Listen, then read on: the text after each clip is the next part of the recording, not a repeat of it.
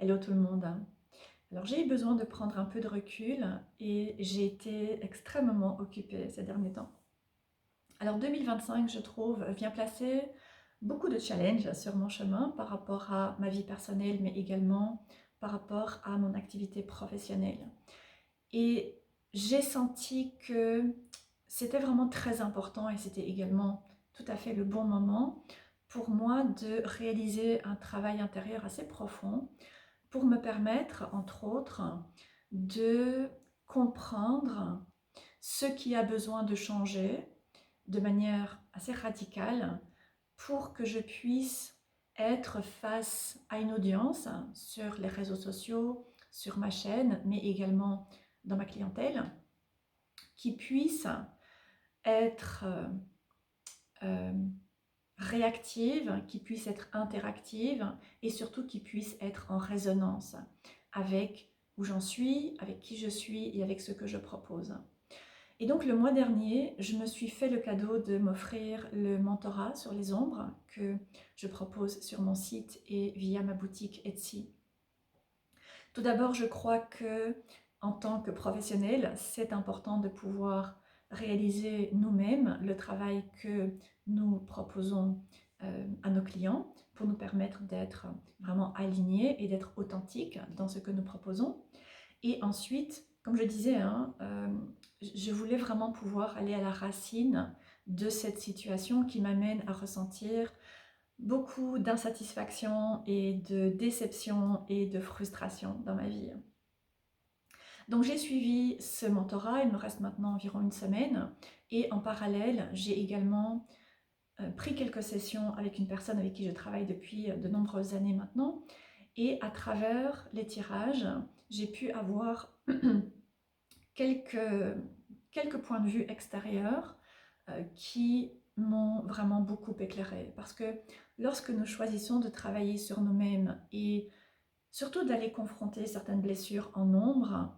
c'est important de pouvoir avoir ce regard extérieur parce que inévitablement nous allons nous retrouver confrontés à des angles morts, à des situations, des mécanismes que nous ne voulons pas voir ou que nous ne pouvons pas voir. Parce qu'il y a des résistances, parce que instinctivement et humainement, nous ne voulons pas aller par nous-mêmes vers ce qui cause de la souffrance et nous amène à mettre en place certains mécanismes de protection.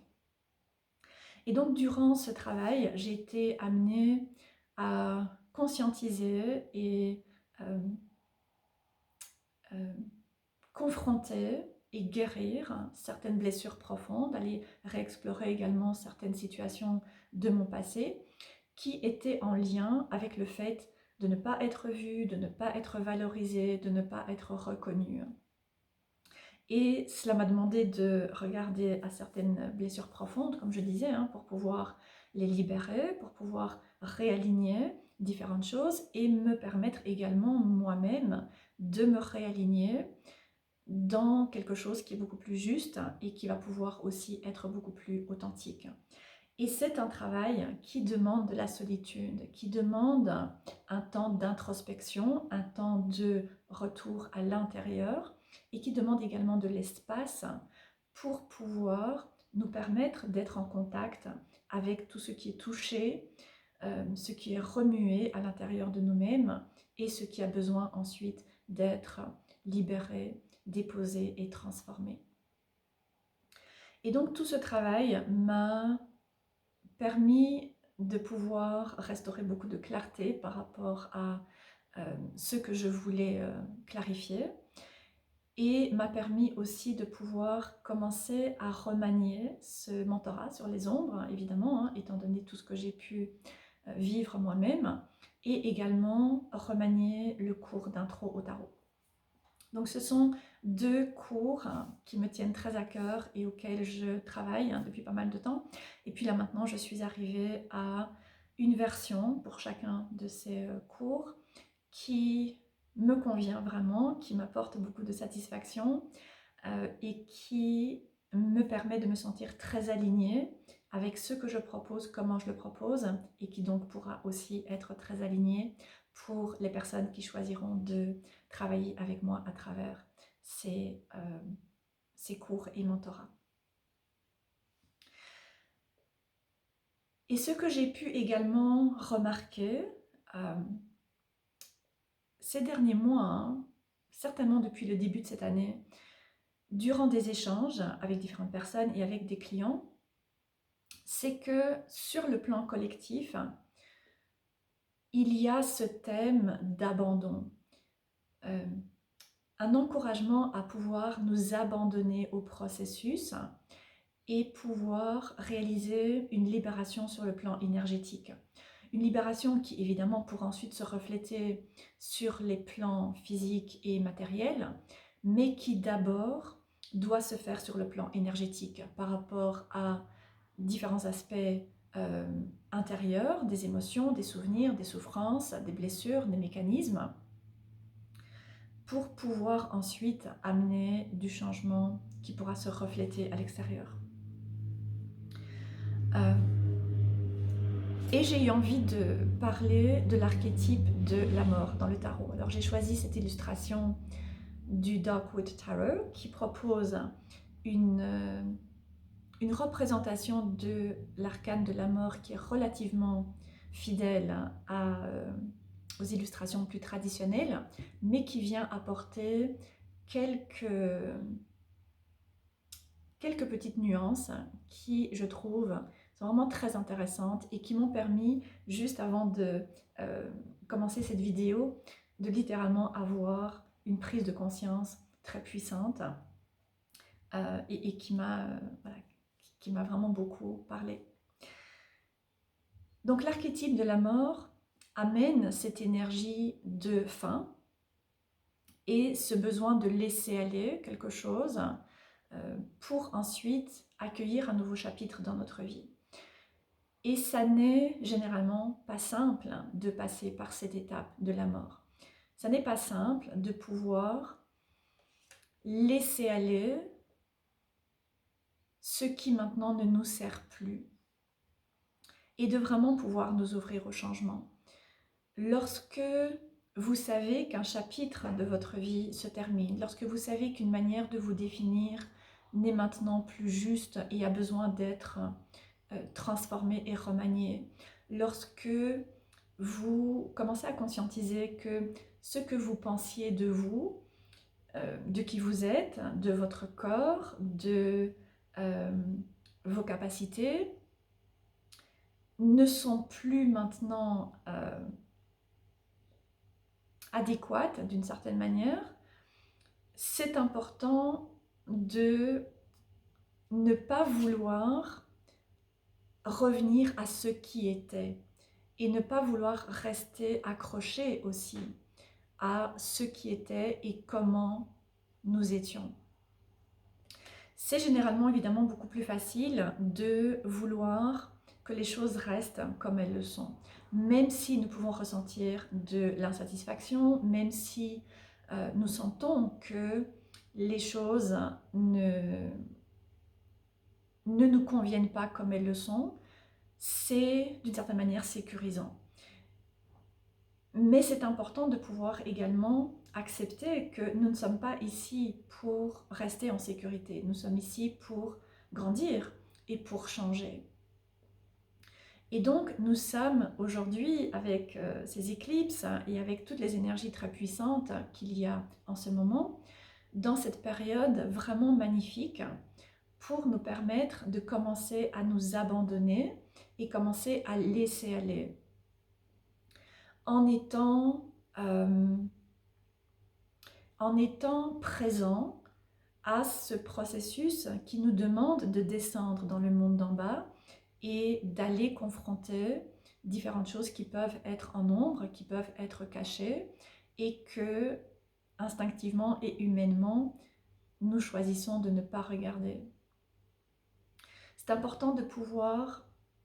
commencer à laisser aller cette emprise que nous pouvons avoir sur la manière dont les choses doivent se passer ou ne doivent pas se passer. Donc comme le printemps, le changement va arriver. et nous ne le contrôlons pas. Nous arrivons maintenant tout doucement au festival d'Ostara. Donc aujourd'hui nous sommes le 20 mars, donc demain nous aurons le festival d'Ostara et l'hiver va maintenant céder la place au printemps. Cette saison de mort et de repos va maintenant nous permettre de passer à une autre expérience de renouveau et de renaissance. Et nous ne contrôlons pas ce changement, même si évidemment nous aimerions pouvoir le contrôler pour éviter qu'il ne fasse trop mal. Mais je pense que d'une certaine manière, c'est important de pouvoir accepter de souffrir. Alors il ne s'agit évidemment pas de souffrir pour le fait de souffrir, mais de pouvoir expérimenter de la souffrance pour parvenir ensuite à accepter tous les aspects de qui nous sommes et pour pouvoir également accepter tous les aspects de notre expérience et de notre vie. Plus nous pouvons être présents à notre souffrance, moins nous aurons besoin de souffrir de manière intense pour que notre attention soit attirée sur certaines choses qui ont besoin de changer. Donc plus nous allons nous permettre de ressentir de la souffrance, plus nous allons également développer un niveau d'attention envers nous-mêmes et envers notre vie. Et même si notre vie ne se passe pas comme nous l'avions décidé, comme nous l'avions prévu, comme nous le voudrions, bien comme nous nous y attendions, c'est important de pouvoir revenir à cet aspect de cycle pour comprendre et accepter que cette expérience qui amène de la souffrance va nous permettre de grandir sur le plan personnel, sur le plan spirituel, et de pouvoir nous ouvrir à cette croissance d'une manière dont nous n'aurions pas pu nous l'offrir par nous-mêmes. Parce que instinctivement, encore une fois, nous avons généralement tendance à vouloir éviter le changement. Et pour pouvoir être connecté à cette énergie de la mort et des changements, et pour pouvoir accepter d'une certaine manière de passer par une certaine souffrance et de pouvoir dépasser certaines résistances, personnellement je trouve que les rituels ou certaines pratiques sont vraiment extrêmement bénéfiques parce qu'ils nous permettent de pouvoir honorer les changements, de pouvoir honorer les cycles, plutôt que vouloir les éviter,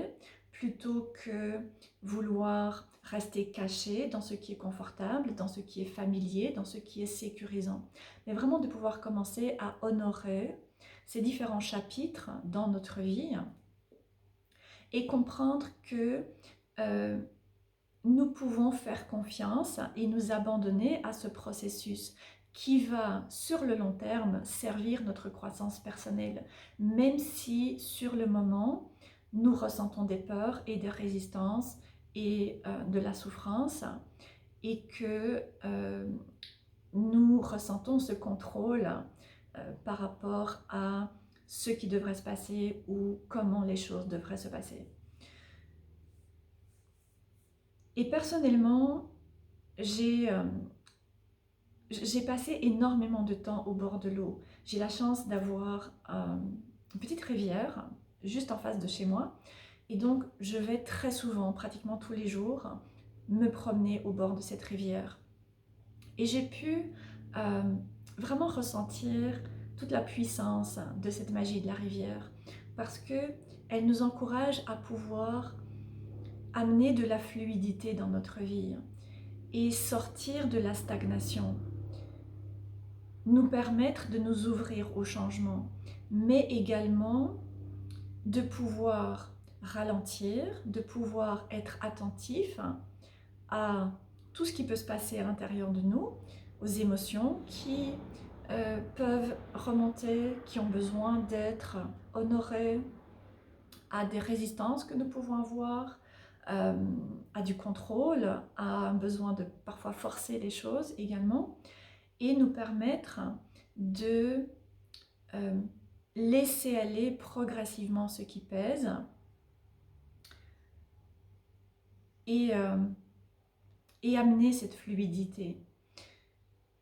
pour nous permettre de lâcher les attentes, mais aussi nous donner du temps pour pouvoir être présent par rapport à tout ce qui a besoin d'être conscientisé et ressenti et libéré et transformé également, en sachant que c'est un processus qui demande du temps.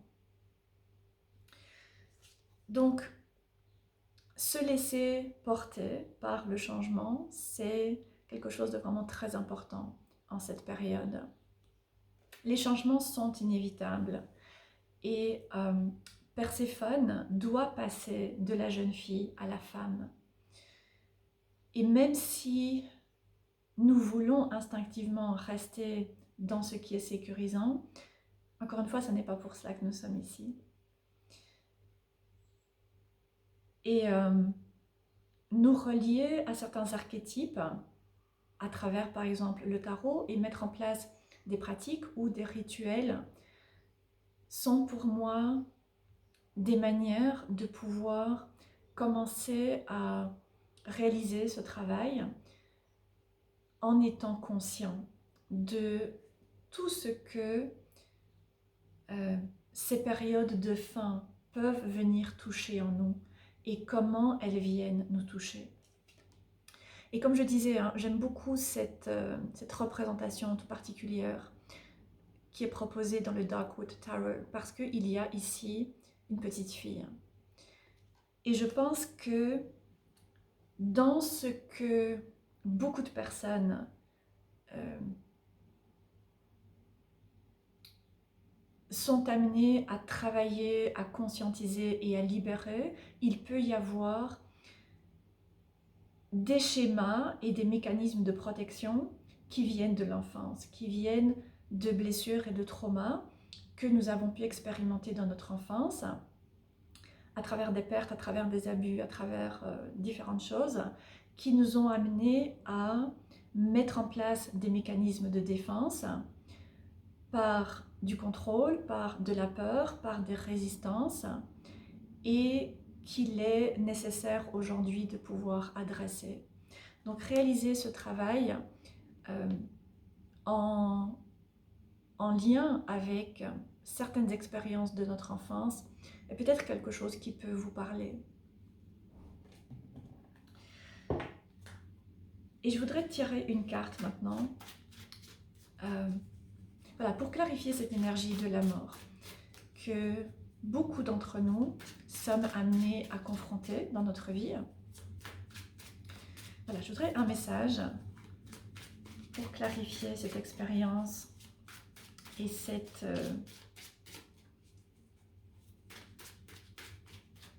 encouragement à laisser aller maintenant quelque chose dans notre vie en nous permettant de faire confiance.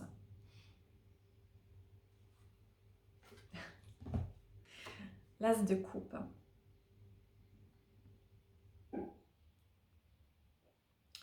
Donc, évidemment, hein, il y a à nouveau ici cette confirmation que c'est important de pouvoir être présent à nos propres émotions, de pouvoir ne pas chercher à éviter et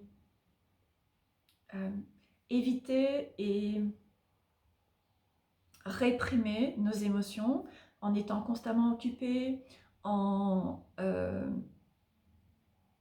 utilisant certains mécanismes comme manger, comme boire de l'alcool, utiliser des drogues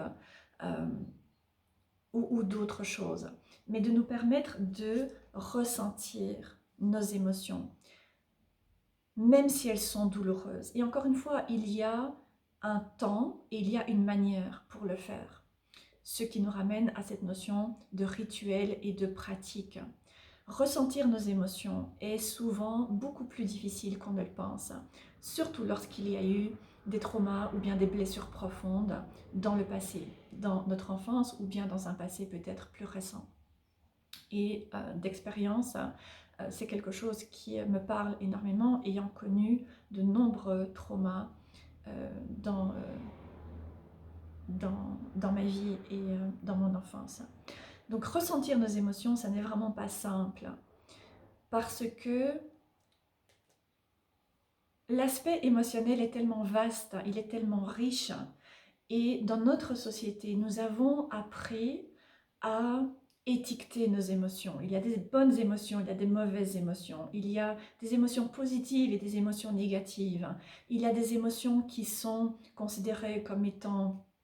acceptables et puis il y en a d'autres qui ne sont pas acceptables. Il y a tellement de confusion par rapport à ces émotions, par rapport à ces courants qui peuvent nous habiter et qui remuent et qui ont besoin de pouvoir être dans cette fluidité dont je parlais tout à l'heure. Les émotions sont associées à l'élément eau, donc il y a ici également un encouragement à pouvoir travailler avec cet élément eau et avec peut-être cette magie de la rivière dont je parlais, si c'est quelque chose qui peut résonner avec vous. Donc les émotions, c'est ce qui fait que nous sommes vivants, c'est ce qui fait que nous pouvons expérimenter la vie dans toute sa richesse et dans tous les contrastes et dans toutes les nuances. Et lorsque il y a des résistances, c'est généralement parce qu'il y a des blessures profondes. Et donc dans un premier temps, ça peut sembler un processus douloureux, qui parfois n'en finit pas, surtout, je pense, en cette période. Cette impression que nous ressentons de la souffrance et nous avons des émotions difficiles ou négatives, les unes après les autres. Mais c'est parce que c'est important de pouvoir ramener de la fluidité. Et généralement, il faut pouvoir purger ces émotions plus difficiles pour pouvoir ensuite expérimenter d'autres émotions qui sont peut-être cachées derrière et qui seront plus agréables d'une certaine manière, évidemment, qui seront plus légères et avec lesquelles nous pourrons beaucoup plus facilement, évidemment, nous connecter. Donc il y a cette énergie d'équilibre également qui ressort par rapport à cet as de coupe et par rapport à cette notion d'émotion. Et ensuite, ce qui me parle également par rapport à cette carte en particulier, c'est cette notion d'ouverture, de réceptivité et là aussi d'une certaine manière de lâcher prise par rapport à ce que nous vivons. Et parfois, pour faire le lien avec la carte de la mort et cette référence également à certaines situations dans notre enfance, certaines expériences de notre enfance, il se peut que nous ayons été amenés à croire d'une certaine manière que nous devons correspondre à certaines attentes et que nous devons avoir un certain job qui est considéré comme étant bien, qui est considéré comme étant un symbole de réussite d'une manière ou d'une autre, ou avoir certaines relations qui, là aussi, sont considérées comme acceptables, qui correspondent à ce qui était attendu de nous, ou avoir une manière d'être, une manière de vivre notre vie, une manière de vivre notre spiritualité, qui est conforme à certaines attentes. Et l'as de coupe nous demande de pouvoir déposer cela, surtout si nous ressentons de l'insatisfaction et si nous sentons qu'il est temps de pouvoir laisser aller quelque chose, pour que nous puissions nous ouvrir à notre propre expérience et donc nous connecter à nos émotions pour pouvoir accéder ensuite à nos rêves et nos envies et nos propres aspirations personnelles, ce qui va nous permettre de nous sentir dans cette expérience de réceptivité, d'ouverture, d'abondance, pour utiliser un terme très cliché et très à la mode aujourd'hui, et pour nous permettre de simplement recevoir et sentir que nous sommes connectés à quelque chose de profond à l'intérieur de nous, ce qu'on peut appeler l'âme par exemple. Voilà, j'espère que si vous vous êtes reconnu dans cette vidéo, si vous sentez que vous avez des résistances par rapport à du changement, si vous sentez que quelque chose a besoin de se terminer dans votre vie et que ça vient vous déstabiliser et peut-être faire remonter différentes choses qui ne sont pas toujours simples, ou peut-être si la carte de la mort apparaît dans votre propre pratique personnelle, eh bien j'espère que cette vidéo aura pu résonner avec vous. N'hésitez pas à laisser des commentaires en dessous de la vidéo. Je vous souhaite une très belle journée. Je vous souhaite également d'avance un très joyeux festival d'Ostara, très joyeuse équinoxe de printemps. Et je vous retrouverai dans la prochaine vidéo.